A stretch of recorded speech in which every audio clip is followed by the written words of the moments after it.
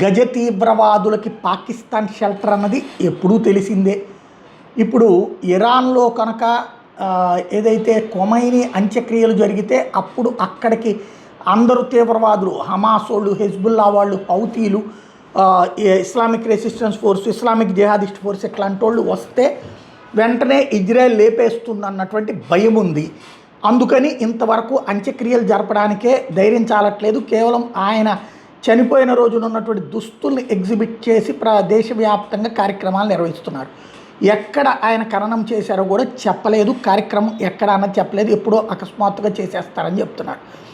అంత భయం ఉంది ఇజ్రాయెల్ అంటే. బట్ భారత్ అంటే పాకిస్తాన్కి భయం లేదు. తాజాగా అల్ బదర్ కమాండర్ చనిపోయినటువంటి సందర్భంలో అతని అంత్యక్రియలకి గజ తీవ్రవాదులందరూ వచ్చినటువంటి విజువల్ పాకిస్తాన్ టీవీ ఛానళ్ళలోనే వస్తుంది. భారత్ ఏ సర్జికల్ స్ట్రైక్స్ చేయలేదు, ఏ డ్రోన్ దాడి చేయలేదు, ఏ మిస్సైల్ దాడి చేయలేదు. ఎందుకంటే చచ్చిన శవాల మీదన దాడులు చేసే సంస్కృతి భారత్కి లేదు.